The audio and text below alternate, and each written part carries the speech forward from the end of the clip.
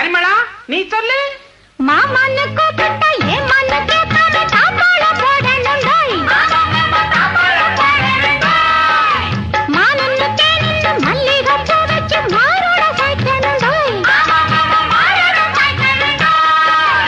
ஆம்பளதான் பெத்துக்கணும் ஆரிரரோ பாடிக்கணும். ஊருலகம் மிச்சும்படி வாணியென்ன வச்சுக்கணும். எல்லாம் சரி பரிமளா, முக்கியமான ஒண்ணு விட்டுட்டியே. எது? ஒரு வெப்பட்டி கிப்ப